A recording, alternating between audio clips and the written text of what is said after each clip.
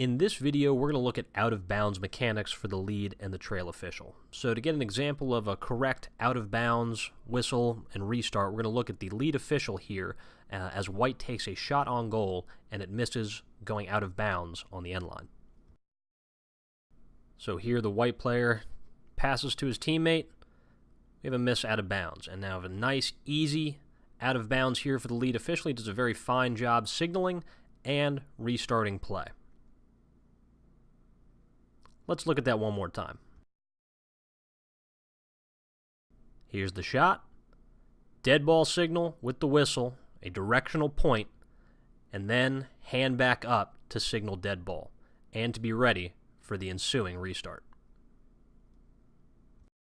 So now let's flip over to our field diagram and get a look at how the out-of-bounds mechanics works between the two officials and some useful pointers on communication in certain situations. So here we have just the field and the officials, as we're going to just go over end line and sideline out of bounds and restarts, as well as out of bounds to the sub box area. So a key thing to keep in mind is which lines are you responsible for. So the trail official is responsible in this situation. So we're this half of the field.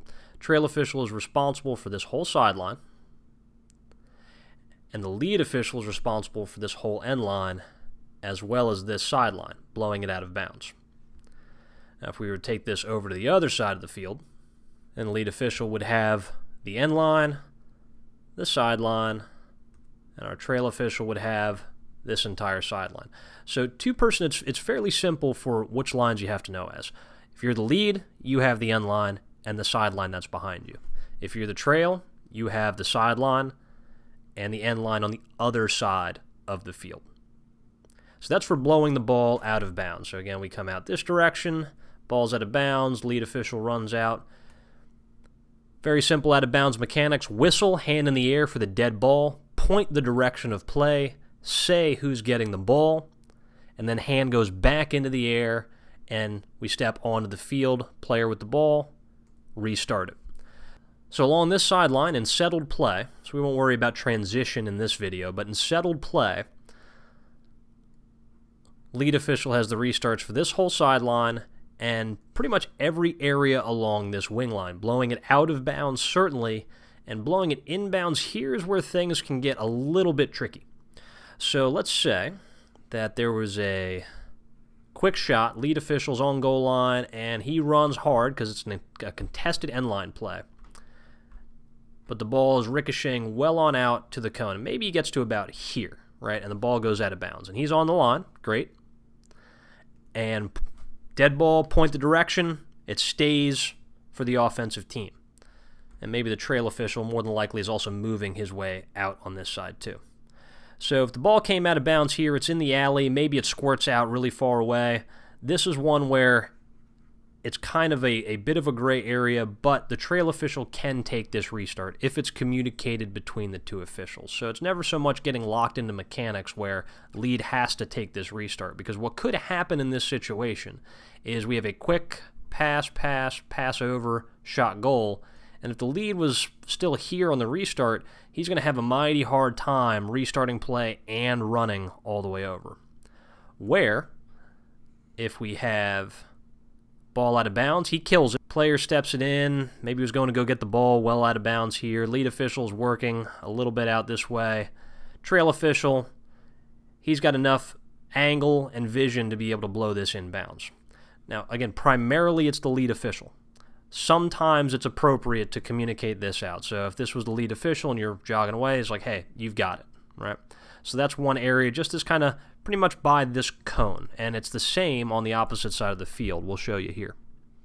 So we can imagine this ball gets shot. We have that is it out of bounds right along the end line or not? Maybe it goes out of bounds on this sideline, right? It skirts that side of the cone. The lead official is still running down because he has to cover this end line on a contested play. And the trail official is working to the sideline. So here, trail official blows it out. Here, the trail official can blow it in. Here, the trail official can blow it in, as well as any other part along this sideline in settled play.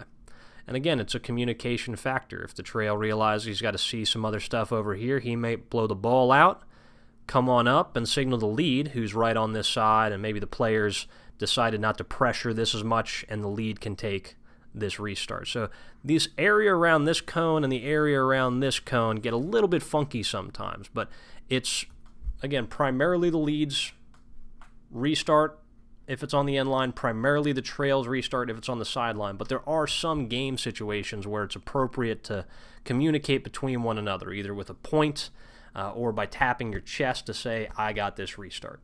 So again, there's times where you have to be able to adjust and adapt your mechanics a little bit to fit how the field is getting set by those players. But the biggest thing is still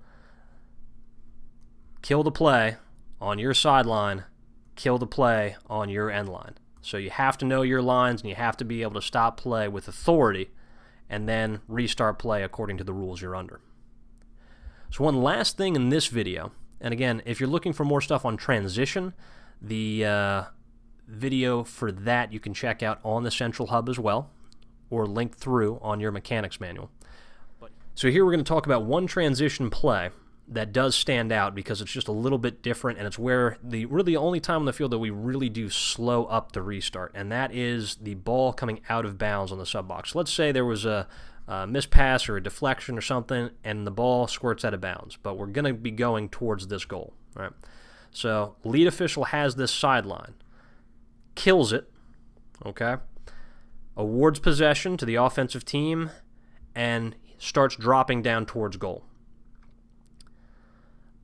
That'd be the normal situation here on this one, because normally we just step it in, trail would blow it, and we'd go. But this becomes difficult because when the ball goes out of bounds through the substitution area, anywhere alongside the substitution area, we have to bring the ball in 5 yards, and that's equidistant from the wing line and the sideline. So right about there, right? No matter where it comes out of, we bring the ball in 5 yards.